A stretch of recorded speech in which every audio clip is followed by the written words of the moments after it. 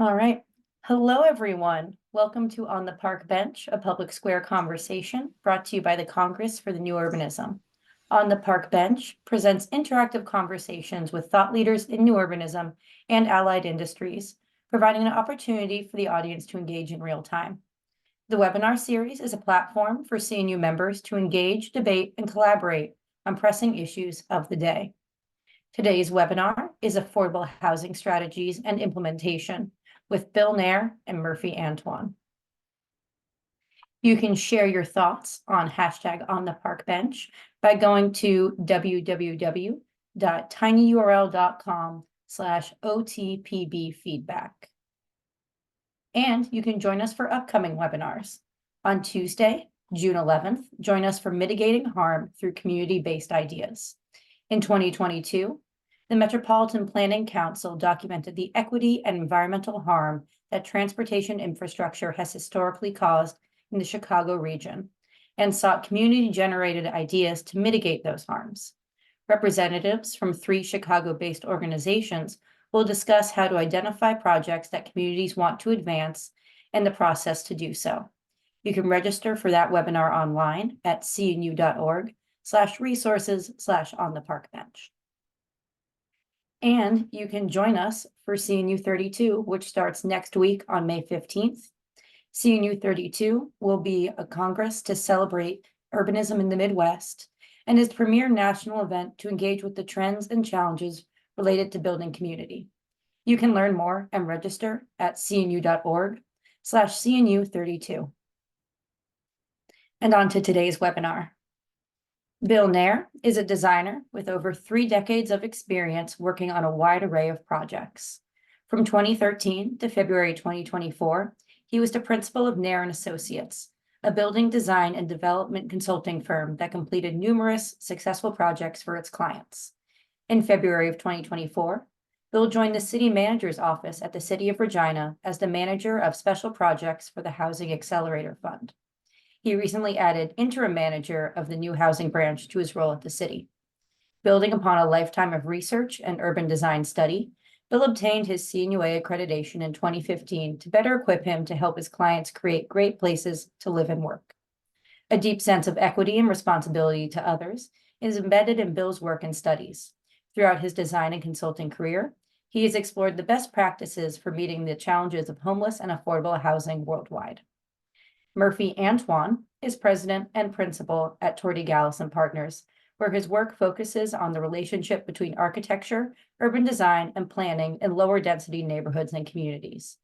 His efforts to implement housing policy and market response through appropriate and contextual architecture and neighborhood planning have manifested themselves nationwide in over 70 revitalization and newly developed projects during his 25-plus year tenure at Torti Gallas.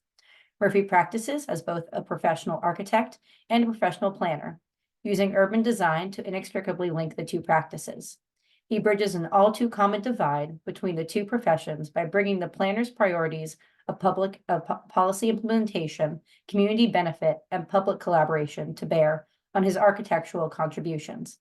In recognition of his significant impact on architecture and society at a national level through the promotion of affordable housing, Mr. Antoine was elevated to the American Institute of Architects College of Fellows in 2020. And I am Lauren Mayer, Communications Manager at CNU. As a reminder, please use the Q&A function to ask questions as they occur to you. Let's start today's webinar. Bill, over to you. Great, and thank you very much for the opportunity to be with everyone here today and to really get to share a lot of exciting things that are happening in our city with regards to affordable housing and also our participation in the Housing Accelerator Fund. So it's important that before we start off, that I acknowledge that I am here participating in the traditional lands of the Treaty 4 territories and the homelands of the Métis Nation.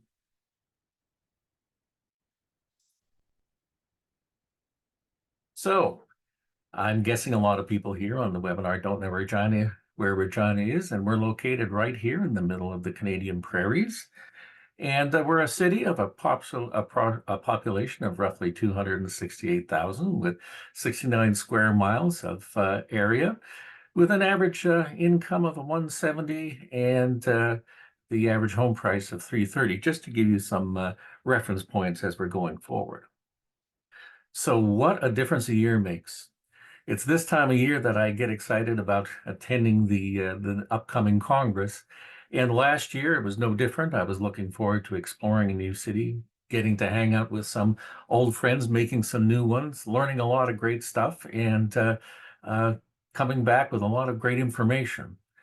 But there was always this sense of I would say let down in that we would come home to an area that really hasn't seen the kind of change that we would like to in terms of new urbanist ideas. But as I say, what a difference a year makes. Going into Cincinnati this year, I'm excited to be able to share with our colleagues about some of the great things that have gone forward. We've come from one of the most restrictive areas when it comes to zoning to probably one of the more relaxed, and we now have things such as a fourplex as of right in residential areas, as well as we have removed our parking minimums and changed them to parking suggestions, a term which I really love. So what changed? Well, really, as it is for most of the world, including our country and city, we've reached the tipping point when it comes to the housing crisis. And it was definitely a crisis that required an action. Now, it truly was a national crisis. And fortunately, it was a crisis that we had seen sort of coming for a while, and it was a crisis that required some step up in the government's area. I like the term that Desmond Tutu uses. In a time of crisis, it's not just a time of anxiety and worry. It gives us a chance, an opportunity to choose well or to choose badly. Well, I am here to say that I'm very thankful that our federal government chose wisely and entered into the National Housing Strategy. It was a plan, a 10-year plan to address the country's housing emergency that has recently grown to a commitment of over $83 billion towards the strategy. And the strategy really was set to deal with investing into affordable housing and rentals, cutting chronic homelessness, building new affordable homes, and creating strong, safe communities where families can thrive. And as part of that program, there was the Housing Accelerator Fund that was announced, $4 billion over 5 years to create 100,000 new homes. And a specific trait of this fund was to drive transformative change within local government's sphere of control regarding land use and development approvals. And towards that, the CMHC, which administers these programs for the federal government, gave us some good ideas in terms of the application of the kinds of things that they would like to see. And a lot of these things are very typical to what we would consider new urbanism, such as the end of exclusionary zoning, reduce or eliminate parking standards, all of those great things that help to go towards taking away some of the barriers that cause us not to be able to proceed with affordable housing projects. Well, after some hard work by some dedicated folks at City Hall and a successful application on December 13th, we signed an agreement with the federal government for over $35 million to build an additional 1,100 homes in our community. And a lot of the credit goes to the team that put their application together, because really all the initiatives that we have created, 11 in total, really do follow the best accepted practices that CMHC outlined. And these are all part of the goals that we have going forward and plan to address. So why were we ready for these changes as a community? Like I said before, previously, and really for decades, as being someone who's advocated for change, it seemed like we were never going to get there. But what was one of the things that changed? Well, truthfully, over 3 decades of research, scholarship, advocacy, and writing by the CNU and its members have made new urbanist principles to be the accepted norm for city building. And really, the reason why I can say that is when a city council in the middle of the Canadian prairies uses language of new urbanism to refute the objectives of local NIMBYs to new zoning bylaw reforms without any direction or connection to the CNU, you know that the comments have become, or the concepts have become mainstream. And that is to say, during one of the debates with some concerned citizens, I heard a council member who is not specifically known for their ties to new urbanism and principles give a speech that almost completely verbatim was something that I would have heard 10, 15 years ago Andreas say at conference. So it really has become now that the new urbanist principles have become mainstream. And I really think it is in talking about that we sort of follow this IA diffusion curve. I always thought we were probably somewhere around the skeptical masses and it would take us a while to get on board. But really, it has become so much part of our culture and our language that as a city here, we're really into what we would consider the early majority or the late majority. It is exciting for me, and as a community, it's an exciting time to see us now embracing the things that have been holding us back in terms of moving forward, addressing things like the housing crisis. So we've signed on to the initiatives and to the Housing Accelerator Fund. We have some significant challenges ahead that we need to address through our initiatives, but they are significant to say the least. One of them is that we, as part of the first work, and a good part of the three-phase program has been already approved by council and has gone into the bylaws, is changing the zoning bylaws to reflect things such as the fourplex as of right, the change to removing the parking minimums, things such as 4- and 6-story buildings along transit corridors and hubs.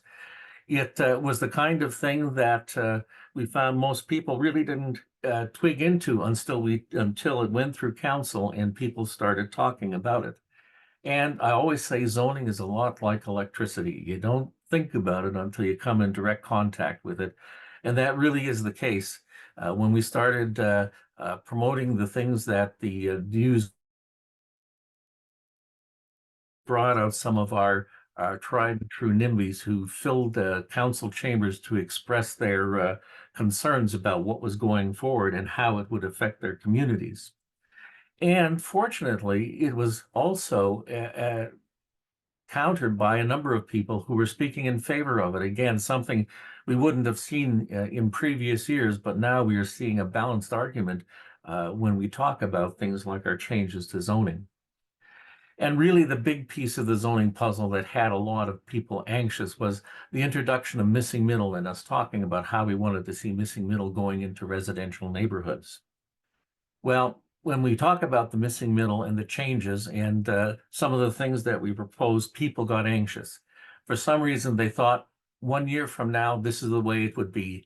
They would be straddled by large developments that would completely destroy the fabric of their neighborhood. Well, we know this obviously isn't the case. They also thought that the vacant lots, and when they would see a fourplex coming, it would look something like this in nature.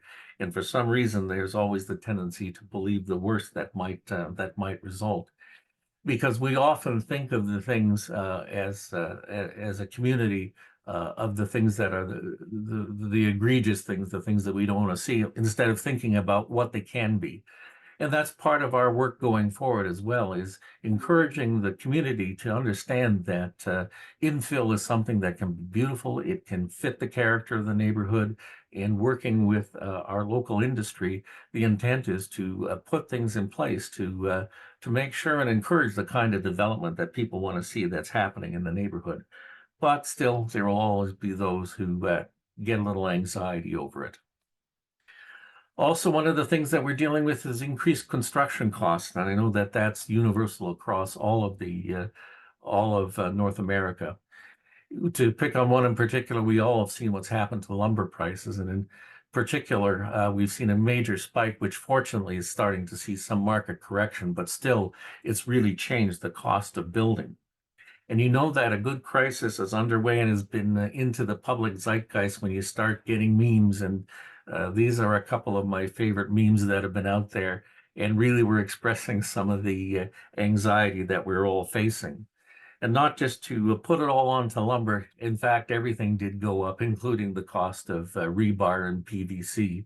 So the cost of construction is becoming one of the major challenges that we're having to deal with. And we're trying to find ways that we can be innovative and encourage opportunities for thoughtful building. And we're looking at the development of pre-approved plans that are effective and efficient use of materials. And hopefully they Of course, the other thing that we're experiencing in our community is the crisis in trades. And truthfully, again, it's one of those universal things. For years, we've been discouraging our young folks to join into the trades as saying that it's not really a good option, that they should look at programming and stuff. But the reality is our neglect in encouraging the trades has meant that there is a real lack of skilled trades out there. And in fact, a lot of the trade force is getting much older. In fact, if I were working in the masonry trade in my community, I would be considered a youngster. The curve in terms of age, it's just something else. We have trades people who would love to retire. So we're trying to work with industry to encourage people to help make the trades become a desirable path for a lot of young people.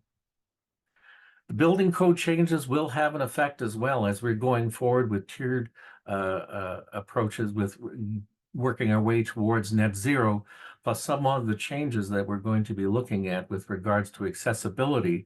It's actually going to change, it will affect not only cost, but it will change things such as floor plates to the extent that we may have to be starting to look at larger lots when we talk about accessibility.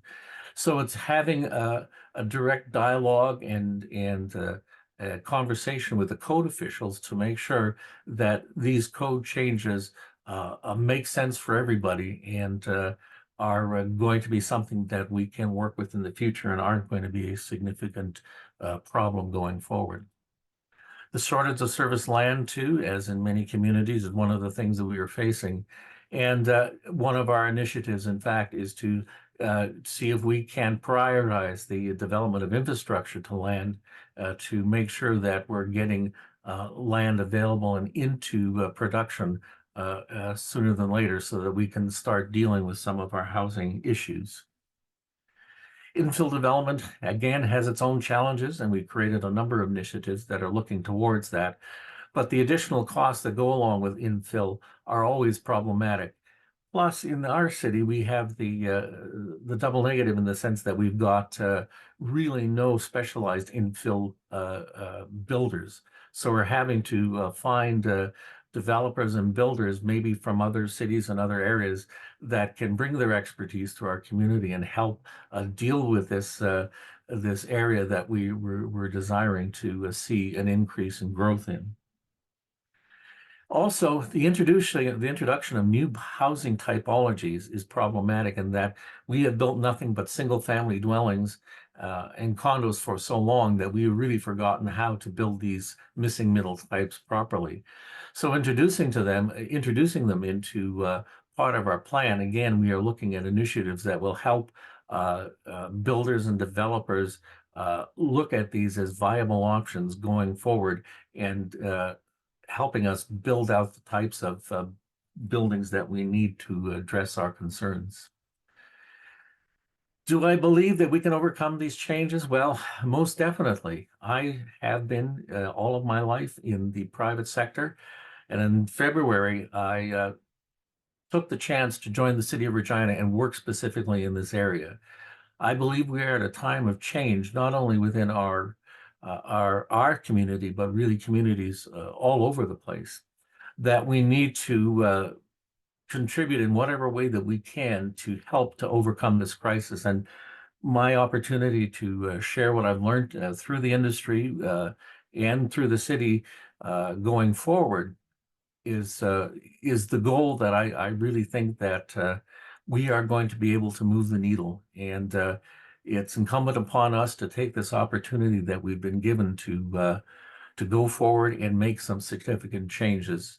I'm excited about the future. I'm excited to brag a little bit at CNU 32, but that's just a little bit of an update from our community, and stay tuned. Hopefully, we have a lot of exciting things to report in the future.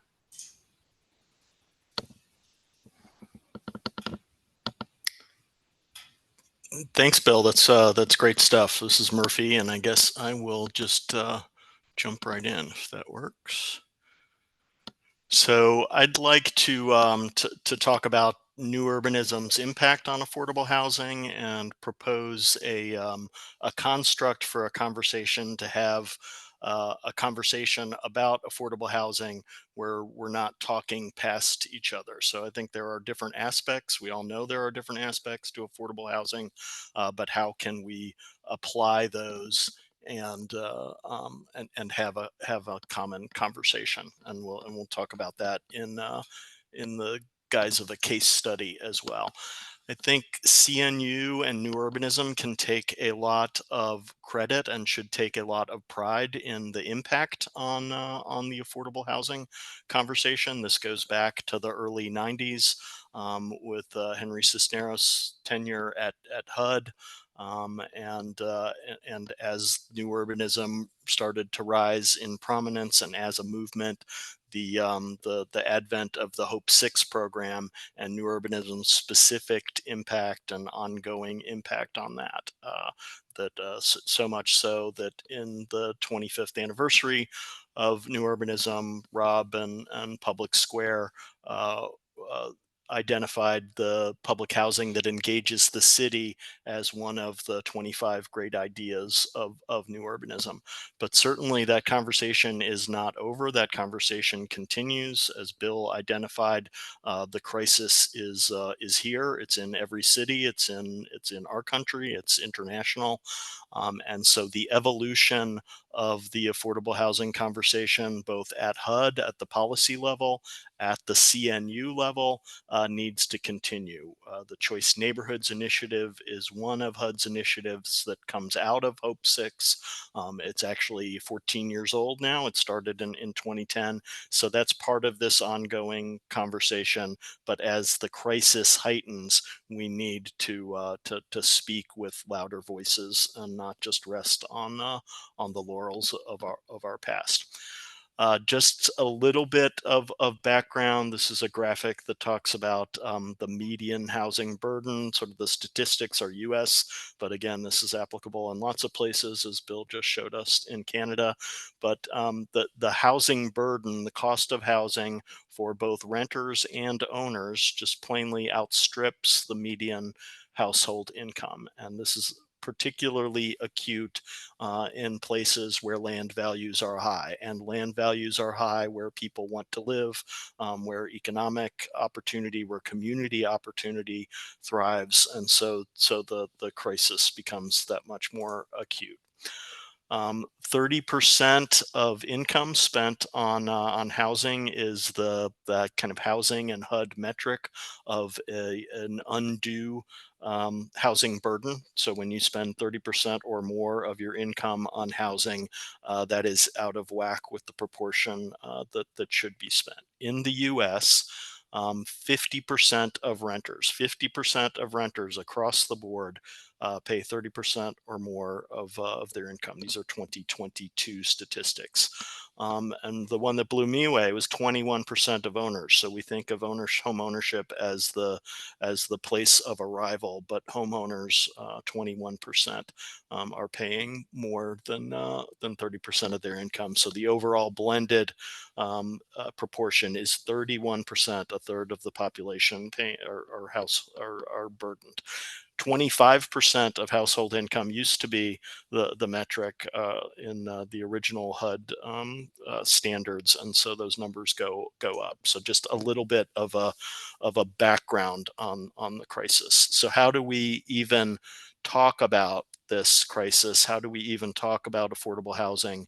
In my experience, and even in new urbanist circles, that often the affordable housing conversation has people talking past each other. That some people are focused on certain areas of affordability, others are focused on others. All of those areas of affordability are interrelated. So I'd like to suggest that there are three dimensions of affordability, and again, talk about those in a case study. So the one that comes most immediately to mind is affordable to build. This idea that if you can build the better mousetrap, if you can build the more affordable single home and then apply that at scale, you have somehow solved the affordability crisis. And that is where the architects come in. This is where my head was at 30 years ago, thinking about affordability. And it's certainly critical to affordable housing supply, but it is not the be all end all of housing affordability. So this idea of being affordable to rent or own. So once you built it, once now you're in that home, how affordable is it to rent or own depends on, is a conversation about the economic construct. It comes down to land cost and base cost at its initial application, but it also is where the lending, subsidy, and policy part of the affordability conversation really comes in. So if you've got an affordable to build home that is affordable to deliver, you also need a home that is affordable to acquire, to obtain, to live in. And then where the new urbanists can really come in is this idea of what happens then and what is the larger context. So the third dimension of housing affordability in this construct is affordable to live in. And that has to do with ongoing operations and maintenance. So what are utilities like? What are the ongoing even taxation structures?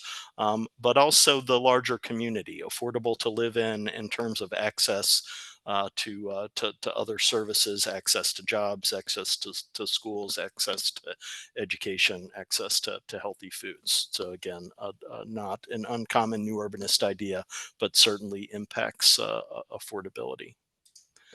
I want to apply some of these to a project of Torti, Gallas and Partners in Milwaukee, Wisconsin, called West Lawn Gardens. And this is a case study application, so a little bit of background on West Lawn. It's a multi-phased public housing transformation.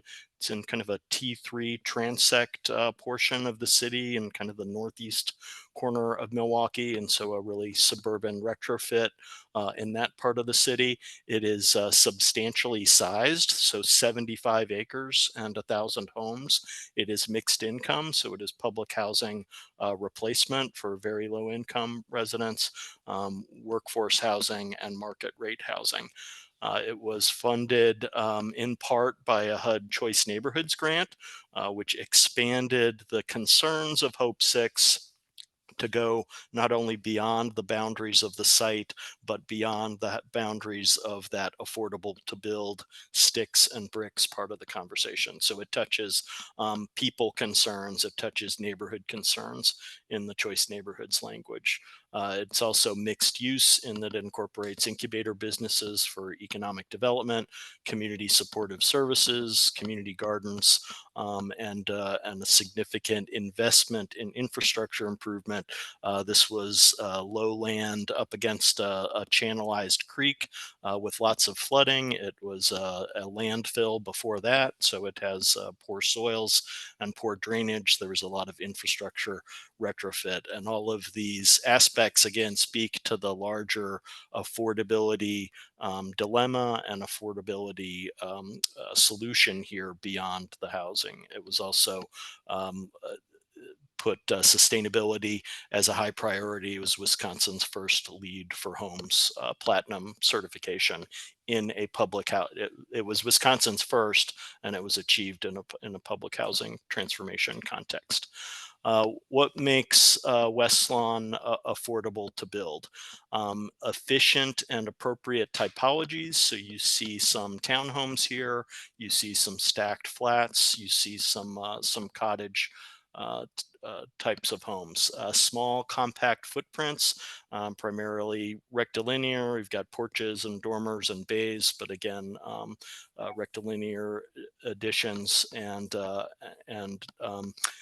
and compact in their application. So duplexes, townhome strings, and multifamily all blended into the neighborhood fabric. So you see a multifamily apartment building next to townhomes in that lower picture, and cost-effective materials. So this idea that you can build affordably with cost-effective materials. This is all wood construction, still the most economic way to deliver homes.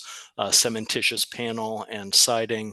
There's some limited brick, and in a project of this size, there were multiple phases, as I said earlier, and different experiments in affordability in different phases. So we even did volumetric modular homes, which you see in that photo in the upper right, with the modules built offsite, in factory, shipped to site, and then put as a way to deliver affordably, with some successes and some challenges as well. Affordable to rent or own comes to those first costs. So if it's affordable to build, the first cost is low. That helps with the affordability, but it's also tied to land costs. This was public housing land held in trust by the housing authority, and operated under the administration of HUD and city structures. But the land was the contribution to the project. The housing authority acted as their own developer in this case. They brought the land, HUD allowed the land to be used, and so not having those land costs is part of the affordability solution. And in any city, I would argue that you can find what is often called surplus land, or tax repossessed land, or large reservations of city property that can also be part of the affordable housing solution, and should be. In the homeownership and commercial portions, low interest and no interest loans are part of this affordability. And the main point I want to make here is that the market alone cannot and has not solved our affordability problem. That subsidy, especially at the low income, very low income, and extremely low income households, that subsidy needs to be an important part of the conversation, needs to be an important part of the political will, and the only way that we get to a solution. This third component is or third dimension of affordability is affordable to live in. So the idea that West Lawn has access to transit, again, it's sort of a T3 suburban edge, but but the bus system along Silver Spring, which is a main east-west corridor at the north portion of the city, gives access to jobs, education, and commerce in other parts of the city. There's a warehouse district just north of here that is tied to the regional economic growth. These were built. I mentioned the sustainability a little bit, the tight envelopes to keep utility costs down, so it's affordable to live in when you're paying the Wisconsin heating bill in February, 5 years after you're in. Municipal tax abatements were part of the contribution on both the rental side ownership and the home ownership side. And on the ownership side, property tax escalation moratoriums were part of it. So again, affordable to live in after you've got it, affordable to get in, to acquire, and affordable to build all need to be part of the conversation. I'm hoping to see many of you in Cincinnati next week. Here's another example that's blocks away from CNU in the sort of western, just west of downtown and over the Rhine, City West, an earlier kind of example and then another project in Richmond, Virginia, in the Churchill North neighborhood. So I throw those in just to say that this is a construct of affordability that can be applied in many cases, and it's something that we try to bring to our work. Last couple of points that I want to make, that all of the West Lawn certainly, and those other two examples are large projects. Here's another one in the Pacific Northwest in Tacoma, Washington at Salishan. These are big projects where bringing the affordable housing, the architecture, and the plan together are important aspects and critical aspects of the affordability. That in some ways makes them what we might describe in new urbanist circles as big architecture projects, and I invite that discussion. But I will say what distinguishes them from the big architecture projects of the earlier mid 20th century that you see here in Robin Hood Gardens is that the urban design and planning comes first.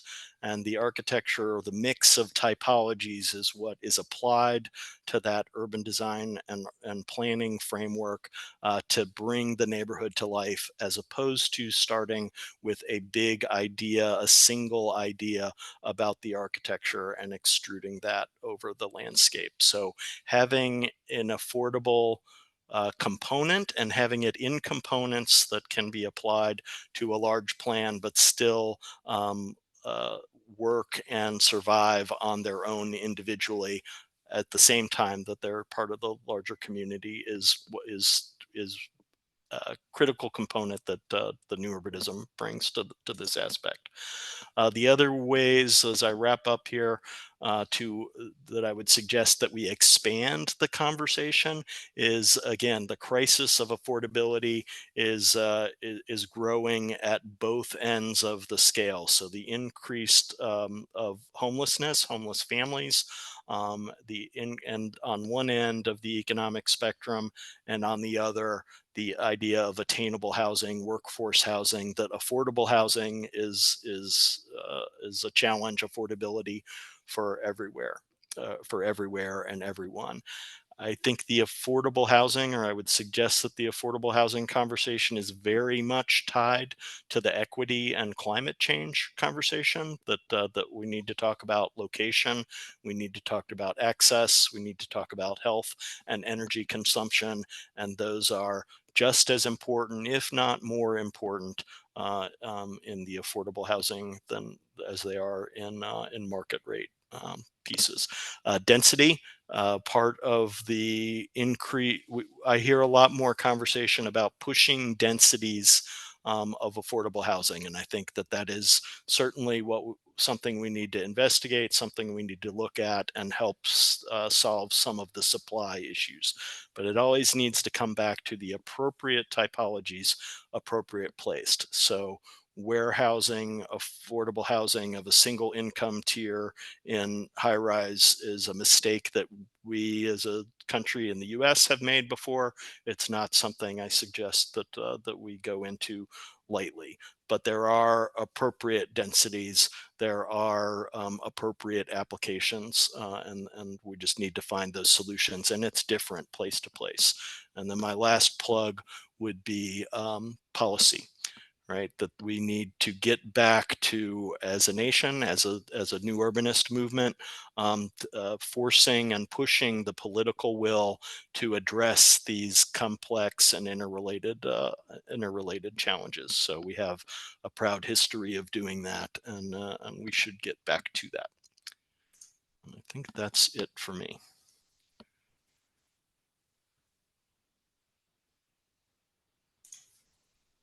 Thank you so much, Bill and Murphy. Those were two excellent presentations. Hopefully we got a nice concept of all the things happening throughout North America when it comes to addressing the affordable housing crisis. So now I'm going to transition over to a few questions from myself before we open it up to the audience Q&A. As a reminder to our audience, please use the Q&A function to ask your questions.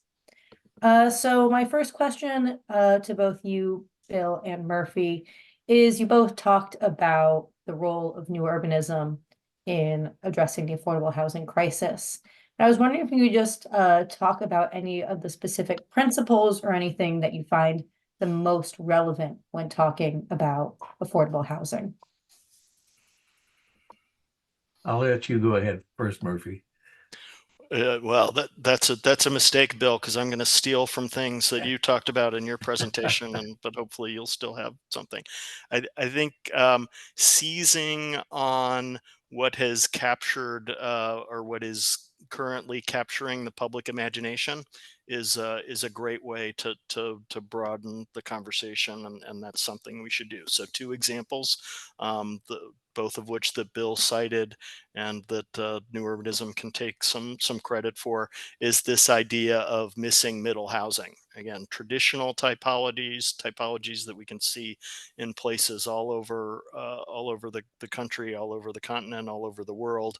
That there's a ton of conversation about here, just in our region in Washington D.C. We have Montgomery County in Maryland, Alexandria and Arlington in Virginia, that are all at their local municipal policy level changing zoning, as Regina has done, to allow missing middle, pushing that because it's got people's attention. And then I would add the climate conversation and environmental justice and the equity conversation is on everyone's mind, and a way to talk about bring it home in some way and talk about affordable housing. Yeah, when I think about it, I really, I don't think that you can have good affordable housing without good new urbanist principles. And really, all the aspects when we look at the charter are so key into developing the kinds of communities and allowing these sorts of affordability. Going back to the missing middle, it is the impact that it can have on a community is huge when you talk about having a different type of variety of living. We have so few really good options for people looking for affordable housing that this typology we desperately need to get into our urban fabric. Wonderful. Thanks so much. And kind of building off of that question, I was also wondering what aspects of housing are often overlooked when it comes to making desirable places to live?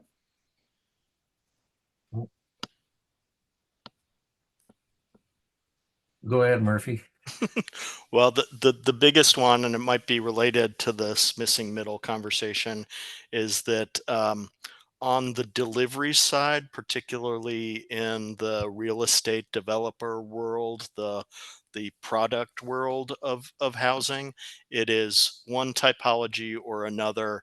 It is not mixed typology. So I think that the overlooked part is that finer grain city making, neighborhood making, planning making that's at the heart of new urbanism, that needs to be applied to housing. There is a market argument for this, in that it helps with absorption. If you're putting all of your eggs in one typology basket as a developer, then you're in some ways perhaps cannibalizing your own market. When you can deliver in pieces with different options, which is part of what the market looks for, then it serves both those purposes: the mixed typology for mixed needs, the affordability, and a market driver. Yeah, the creativity I think that often gets put aside. I know in our community a concept that is really quite new is the idea of mixed income developments, which really I've seen the effects, and it's dramatic in terms of how you can create these wonderful urban fabrics and these great neighborhoods for people to live in. And it's having to in our case, we're having to introduce and educate a whole group of developers that have never thought of this as a viable option. And I think it's one of those things when you start looking at the different types of typologies that are going into the neighborhood, you got to pull it all out there. I mean, we've even had discussions recently about, is there a place for the return of the SRO? Uh, I think it's a wide open question that we have to have, and we got to look at it all. Very true. And one final question from me before I turn it over to our audience Q&A is, what advice would you give to communities interested in accelerating the construction of housing? Boy, for us going after zoning, that is it. We had the benefit of having the carrot and the stick. We really had the carrot given to us by the federal government and the opportunity. If we were on the margins and just thinking about maybe we should look at dealing with some of our zoning, that would have been the thing that pushed us over. But you've got to deal with that. As a city, we realized right off the bat, if we're going to do anything that's meaningful, we got to get after the zoning part. And sometimes that's the difficult one to talk to the community about. But it's number one, at least in my opinion. I'd agree with Bill there that the zoning, and then expand the regulatory conversation to what are the other regulations that get in the way of affordability. And Bill mentioned some of those. We talked about the coding, and I think this is actually one of the participants' questions here too, is how much does exclusionary zoning and other restrictions regulations play, and it adds a chunk. We want to serve health, safety, and welfare, and we need to, but there's a lot of undue regulation that adds cost at both the building code level and the land use level. Great, thanks so much. And that's a kind of perfect transition into our audience questions. So this first one is going to be for Bill, and it's from Elaine McGregor. And they are asking, how long did it take to pass the new zoning bylaw from first introduction of principles to being passed by your city council? Did that allow for sufficient consultation? Yeah, that's the best question out of the whole lot, because it was approached, I think, typically how we deal with zoning in our community, and some would say it's probably maybe not as engaged with the public as would be. Everything is noticed, is placed in notices, and goes through a period of review. But we did not entertain very specific engagement opportunities for dialogue with the community. One, because it was the time factor. There is times and deadlines that are set with the Housing Accelerator Fund, and so the intent was to get on with the work that we needed to. We needed to get those into council fairly quickly. So it was a matter of maybe 3 to 4 months till the first one became before council, and that was the one that was probably the most sweeping, which dealt with the fourplex as of right, the removal of the of parking minimums, those sorts of things. And as I said in the presentation, it wasn't until we started talking about sort of the next phases of the zoning reform that people started cluing into what the effects were going to be. And that's when there was a lot of sort of pushback towards city council about there should have been more consultation.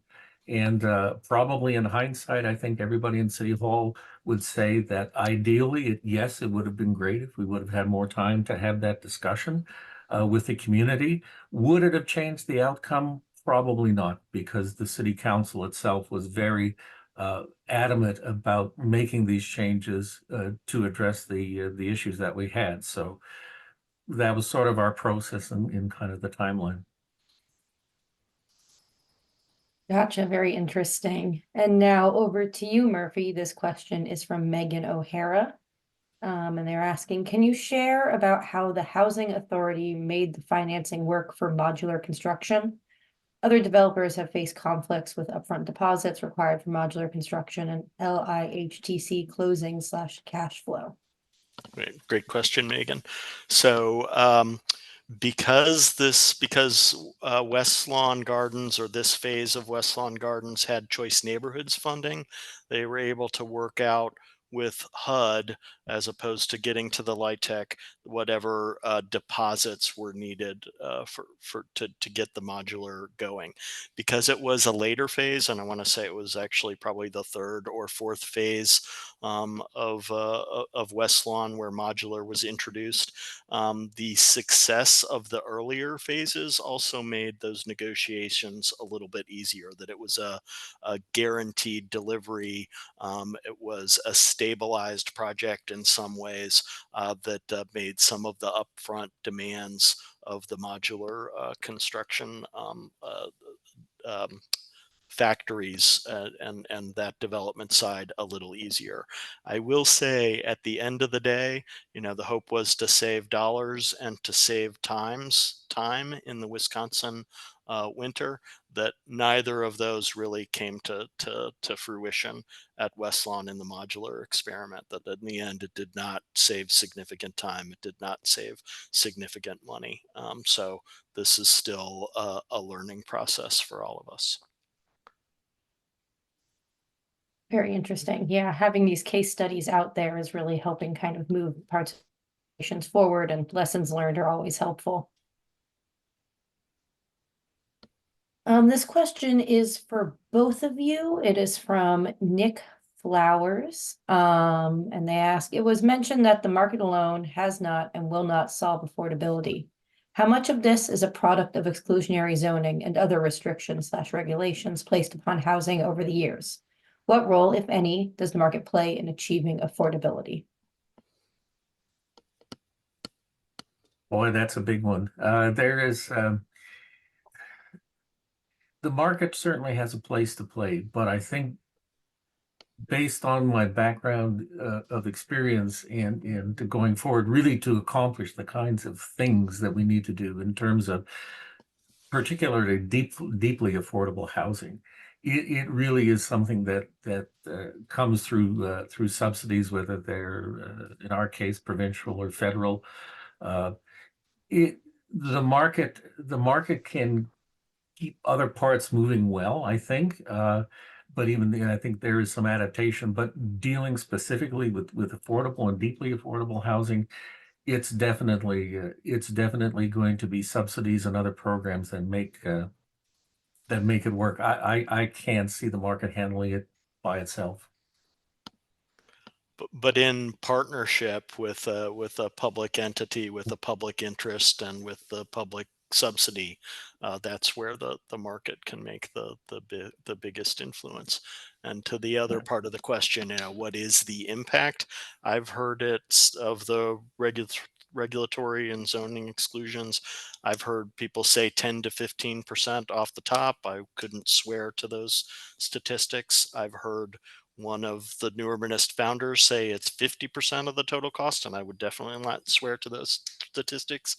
But it's all over the place. But it is something, and it is significant, and it warrants some drilling down and just getting to some common sense answers. Absolutely. Thanks so much for those responses. I have a few questions here about missing middle housing. This one is a really interesting one from Buddy Milliken. And it is, at the smaller range of missing middle housing, is it feasible to build market rate projects that are internally subsidized by the location efficiencies for mobility and the economic benefits of the sharing of places, resources, and capabilities among neighbors? Absolutely. I think we all like to say design is about proportion, right? And I think that goes with proportion of financing pieces and proportion of programming pieces. So internally subsidized, absolutely. But how much of a contributor is that? I think you could point to a lot of the kind of cottage housing movement that many new urbanist firms are involved with, and see those kinds of internal supports and location, call it subsidy, but just sort of efficient ways to live, efficient ways to build, and ways to look differently at the opportunities that different sites bring. I would concur. Nothing to add to that. Wonderful, thanks so much. And then I'm gonna combine a couple questions here. One is from Snoji Rathnashakira, and the other is from Wayne Evans. And they're both about mixed income development, asking how can affordable housing practically produce space and housing for mixed communities? Can high and low income groups blend in well? And then in addition to that, does HUD have anything to do with making mixed income development more of a reality? Well, can mixed income work? Can different income tiers live together in the same neighborhood, in the same community? Absolutely. And there's been examples of this all throughout our history. If anything, it was more kind of a 20th century construct where, one neighborhood was exclusively one thing and others were something else. HUD in their Choice Neighborhoods program, and again, HUD is an enormous system. Choice Neighborhoods is in the public housing portion of HUD. They insist on mixed income checkerboarded through the plan. Used to be, there was one question earlier about the LAHTC, the LIHTC, which is the low income housing tax credit, which is part of the mixed finance usually. That LIHTC had to be contiguous, right? You had to do, if you were using LIHTC funding for it, it needed to be all together in one place, and you couldn't have gaps. In West Lawn, maybe you could even see it in one of the earlier parts. You would see some gaps in that plan, in that aerial, and that was all to bring in the home ownership later and kind of fill it in. And that was really HUD pushing the housing authority to seamlessly blend. So one way to seamlessly blend is in the plan. It's mixed in. Another way to seamlessly blend is to not have a distinction between the quality of the affordable home and the market home. And we strive very much to do that in all of our developments like this. No, again, very much concur specifically with that last part. When you have you have to have it blend seamlessly, and you can't be able to pick out from the sidewalk which is the subsidized development and in which is the market development. Again, it's an area that that as a region and as a city, we're still trying to get in, and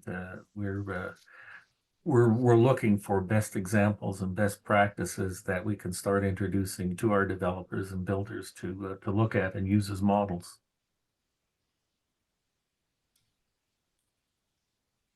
Great, thanks for tackling both of those questions. We're almost at time, so I'm gonna just ask you folks one more question, which is from Wei Liu, and it is, in terms of affordability, what are some of the key factors for a successful affordable housing project?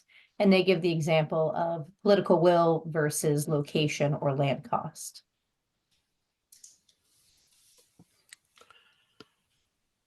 What I was trying to propose is that they're all interrelated, and that there is not one single aspect, and that it's likely will be different project to project and location to location. Certainly outside my window in Washington, D.C., land value is going to be a prime driver. In other locations, it's going to be economic development, right? If part of one of the challenges of West Lawn, and it was embedded in one of the questions here too, is what was the cost for sale, and how do you keep that affordable? We keep costs down, we keep location down, we've got subsidy. What does it cost? It's still, if you can get $180,000 for sale home, you can still go 3 blocks away and get a $40,000 home in the market, because the land values are different, the economics are different. So it's going to be different in different places and different locations. So how does that market compete with an existing housing fabric that is very undervalued? No, and again, just to build upon that, really, it is all of those factors working together in harmony, and in some cases, it is the market will be definitely driving more of your considerations, but there are also we look at underserved communities as well, and where we need to get involved in terms of subsidies and getting involved directly into that market. So it's political will, it's the market, it's the industry, it's everybody working together. I think that's the only way we're going to solve it is by everyone playing nice together and getting the job done. Great. Well, that takes us right to time. So thank you both Murphy and Bill for taking the time to be on our webinar today. For all of our audience, a recording of this webinar will be available within 24 hours on our website. And we hope to see a lot of you next week at CNU 32 in Cincinnati. So thank you again for joining us, and I hope you all have a wonderful rest of your day. Thank you. Thank you.